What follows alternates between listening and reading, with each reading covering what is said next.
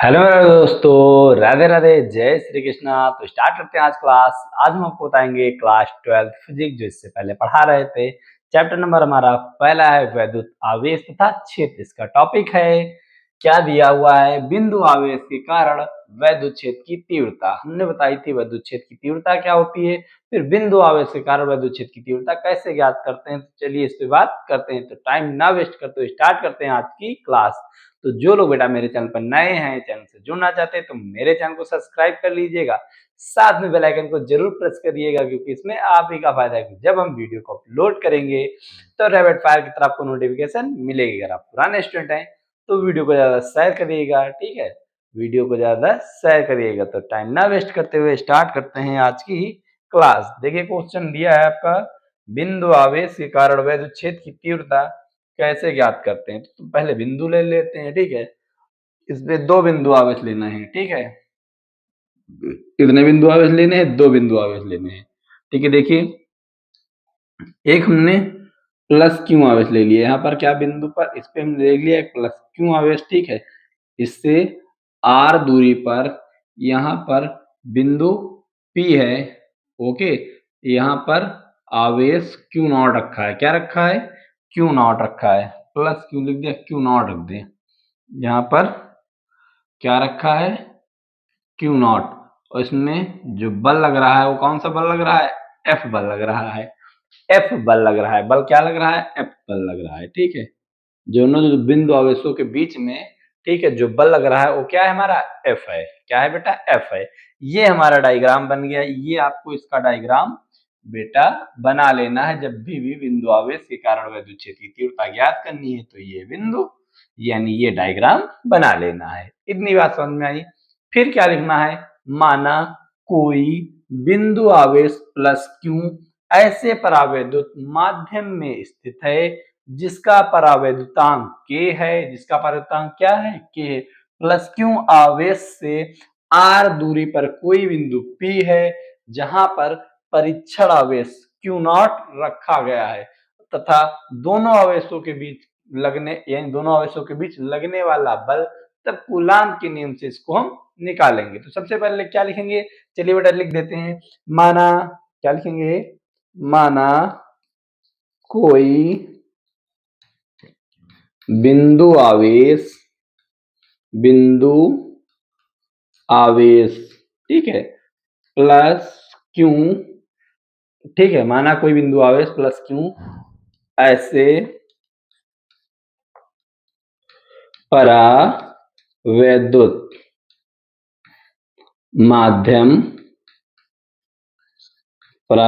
माध्यम में स्थित है। क्या है? स्थित है, ठीक है। स्थित है जिसका परावैद्युतांक क्या है? k है, ठीक है। लिखेंगे जिसका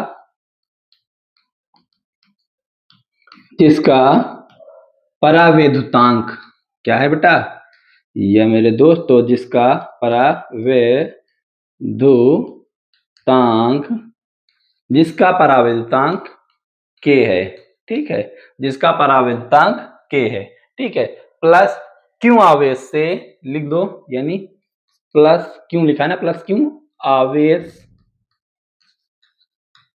से, ठीक है।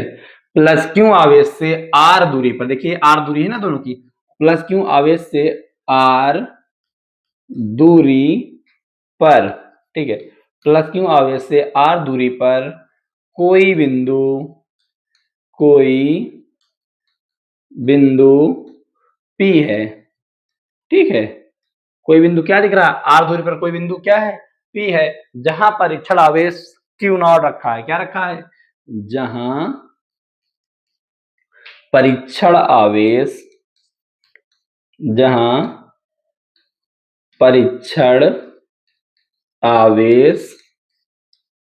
Q नॉट रखा हुआ है या रखा गया है, ठीक है। Q नॉट रखा गया है। क्या रखा गया है?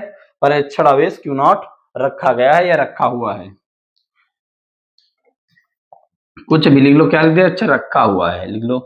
रखा हुआ है, ठीक है। तथा दोनों आवेशों के बीच लगने वाला बल क्या लिखेंगे? तथा, ठीक है, तथा दोनों, ओके, दोनों आवेशों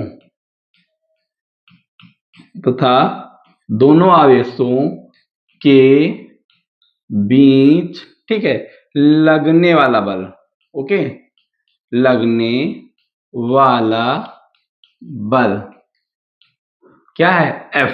बल क्या है हमारा? F। F है कूलाम के नियम से। कूलाम का नियम क्या कहता है? कूलाम के नियम से इसको करेंगे, ओके, कूलाम के नियम से। कूलाम का नियम क्या होता है? F बराबर हमने कराया था, क्या कराया था बच्चा? 1/4 pi epsilon not Q1 Q2 upon में R स्क्वायर। ये करवाया था, यही तो करवाया था। लेकिन यहाँ पर क्या वैसे प्लस क्यू है, दूसरा क्यू नॉट है, तो ये क्या हो जाएगा? F बराबर यहाँ से हो जाएगा 1/4 पाई एप्सिलॉन नॉट। यहाँ पर क्या दिया है? क्यों दिया हुआ है, दूसरा क्या है? क्यू नॉट है। क्या है? क्यू है और क्यू नॉट है, तो यहाँ पर रख देंगे क्यू हो जाएगा और दूसरा क्या हो जाएगा? क्यू नॉट अपॉन में आर स्क्वायर। अपॉन में क्या है? आर स्क्वायर है। चलिए अच्छा सा थोड़ा लिख देते हैं क्योंकि राइटिंग तो इतनी हमारी सुंदर है नहीं। क्यू नॉट यहाँ पे आर स्क्वायर, ओके। हमको पता है क्या ज्ञात करनी है? बिंदु आवेश कारण वैद्युत क्षेत्र की तीव्रता ज्ञात करनी है। वैद्युत क्षेत्र की तीव्रता का फार्मूला क्या होता है? E बराबर F अपॉन क्यू नॉट होता है ना। E बराबर F अपॉन क्यू नॉट होता है। यानी इसको मान लीजिए समीकरण 1। इसको क्या मान लीजिए? समीकरण 1 से F का मान यहाँ पर रख दीजिए, तो E बराबर क्या आ जाएगा? E बराबर आ जाएगा, ऊपर F का मान रखिए 1/4 पाई एप्सिलॉन नॉट क्यू, और यहाँ पर क्या है? क्यू नॉट, ये क्या है? R square, okay. नीचे यहाँ पर ये क्या है? क्यू नॉट है, ओके। तो इस क्यू नॉट से ये क्यू नॉट का कैंसिल हो जाएगा, तो बिंदु आवेश के कारण वैद्युत क्षेत्र की तीव्रता है क्या आ जाएगी? ई बराबर 1/4 पाई एप्सिलॉन नॉट। इतनी बात समझ में आपको मेरे दोस्तों आई होगी। ऊपर क्यू है, नीचे क्या है? R square. नीचे क्या बचेगा? क्यू बट्टे में क्या है? यानी इसके आर स्क्वायर। ये इसका फार्मूला निकल के आ गया है। इतनी बात आपको समझ लेनी है। अच्छा, वैद्युत क्षेत्र की तीव्रता का मात्रा क्या होता है? ऊपर क्यू है, क्यू यानी एफ न्यूटन होता है, ठीक है। नीचे क्यू है तो क्यू का मात्रा या आवेश है, आवेश का मात्रा कूलाम, तो इसका मात्रा क्या हो जाएगा? न्यूटन अपॉन कूलाम हो जाएगा। क्या? न्यूटन अपॉन में कूलाम हो जाएगा, ओके।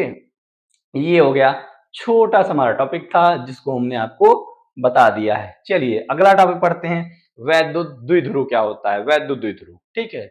फिर वैद्युत द्विध्रुव आगुण पढ़ेंगे। पहले आप इसका स्क्रीनशॉट लेना चाहते हैं तो इसका स्क्रीनशॉट ले सकते हैं।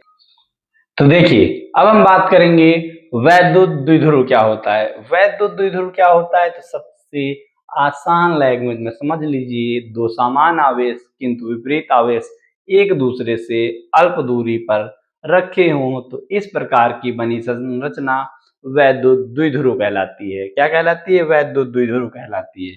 देखिए बना देते हैं, मतलब दो समान आवेश किंतु विपरीत आवेश मान लीजिए, ठीक है। देखिए ये मान लीजिए हमारे कोई दो आवेश हैं, दो समान आवेश किंतु विपरीत आवेश, ओके, समझिएगा। मान लीजिए इधर एक माइनस क्यू आवेश है और इधर क्या है? प्लस क्यू आवेश। ये हमारा क्या है? वैद्युत द्विध्रुव। वैद्युत द्विध्रुव की संरचना बनाएंगे कैसे? हमने बताया दो समान आवेश, आवेश दोनों हैं किंतु क्या है? विपरीत आवेश हैं, ठीक है। बताया दो समान आवेश किंतु विपरीत आवेश एक दूसरे से बहुत यानी अल्प दूरी, मतलब बहुत ही पास रखे हों तो इस प्रकार की बनी संरचना क्या कहलाती है? वैद्युत द्विध्रुव कहलाती है, ठीक है। तो लिख देते हैं, चलिए लिख भी देते हैं। क्या लिख, इसी में इसको लिख देते हैं, ठीक है। क्या? दो समान आवेश किंतु विपरीत आवेश लिखेंगे दो, ठीक है। क्या लिख देना है? दो समान का मतलब बराबर, दो समान आवेश, दो समान आवेश किंतु विपरीत आवेश, किंतु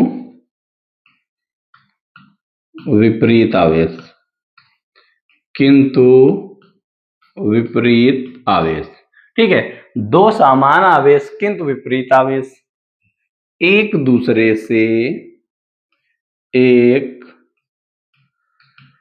दूसरे एक दूसरे से अल्प, ठीक है, कितनी अल्प दूरी पर स्थित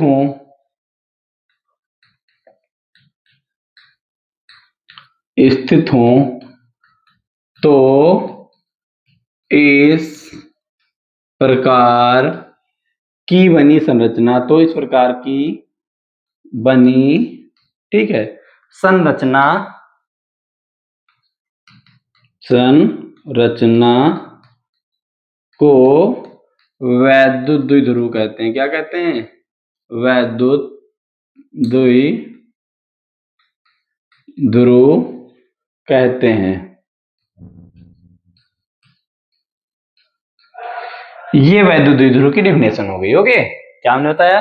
दो समान आवेश किंतु विपरीत आवेश एक दूसरे से अल्प दूरी पर स्थित हो या रखे गए हों तो इस प्रकार की बनी संरचना को वैद्युत द्विध्रुव कहते हैं। ठीक है, चलिए अब अगला टॉपिक हम पढ़ेंगे, वैद्युत द्विध्रुव आघूर्ण क्या होता है। ठीक है, वैद्युत द्विध्रुव आघूर्ण, आप इसका स्क्रीनशॉट लेना चाहते हैं तो ले लीजिए, क्योंकि बहुत ही आसान लैंग्वेज में लिखा गया है, बहुत ही यानी सरल भाषा में लिखा गया है।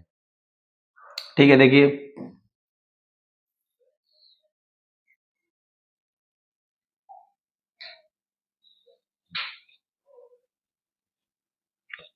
क्या बताएंगे, वैद्युत द्विध्रुव आघूर्ण डालते पहले इसकी डेफिनेशन क्या होता है ना, वैद्युत द्विध्रुव आघूर्ण। ओके, वैद्युत द्विध्रुव आघूर्ण क्या होता है? तो वैद्युत द्विध्रुव में एक आवेश का परिमाण तथा दोनों आवेशों के बीच की दूरी के गुणनफल को वैद्युत द्विध्रुव आघूर्ण कहते हैं। ठीक है, वैद्युत द्विध्रुव आघूर्ण कहते हैं। तो चलिए लिख देते हैं वैद्युत द्विध्रुव में। ठीक है, इसका भी डायग्राम बना लीजिए।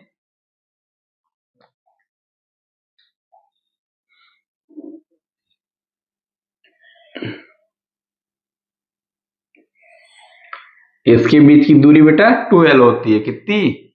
इसके बीच की दूरी बच्चा 2L लिखते हैं। क्या लिखते हैं? इसके बीच की दूरी 2L लिखते हैं।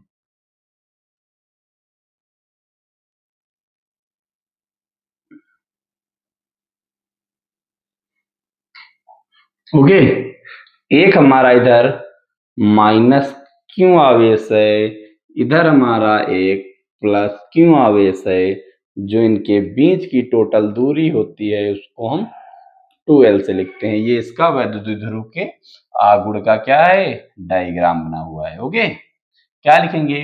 वैद्युत द्विध्रुव में एक आवेश का परिमाण, ठीक है, लिखना है वैद्युत द्विध्रुव में एक आवेश का परिमाण। चलिए इधर लिख देते हैं, देखिए वैद्युत द्विध्रुव में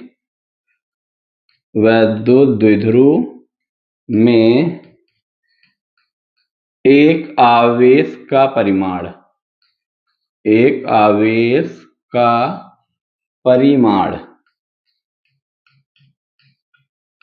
वैद्युत द्विध्रुव में एक आवेश का परिमाण तथा दोनों आवेशों के एक आवेश का परिमाण तथा दोनों आवेशों के, ठीक है, तथा दोनों आवेशों के बीच की दूरी, क्या? तथा दोनों आवेशों के बीच की दूरी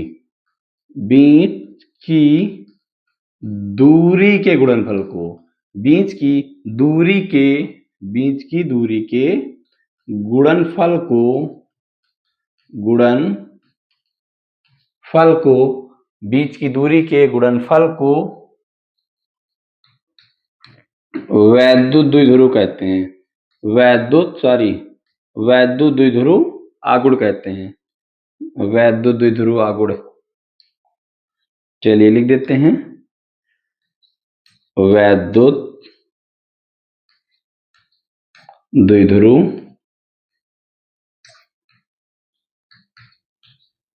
आगुड़ कहते हैं। ये गा है, ठीक है, आगुड़ कहते हैं। इसे पी से प्रदर्शित करते हैं या इसे पी से लिखते हैं, ठीक है। इसे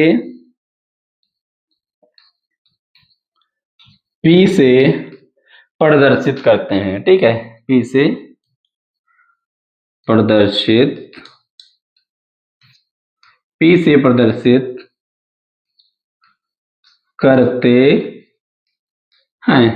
P बराबर फार्मूला होता है 2QL, ओके। P बराबर फार्मूला होता है, इसका सूत्र हो जाता है, P बराबर फार्मूला होगा 2QL। ये हमारा क्या होता है, फार्मूला। मात्रक क्या हो जाएगा, क्यों है, आवेश का मात्रक कूलाम होता है, इसका L है यानी दूरी का मीटर, तो कूलाम मीटर इसका पार, यानी इसका मात्रक हो जाएगा कूलाम मीटर हो जाएगा। मात्रक क्या हो जाएगा, कूलाम मीटर हो जाएगा। क्या, कूलाम और क्या, मीटर, CM यानी कूलाम मीटर, ठीक है।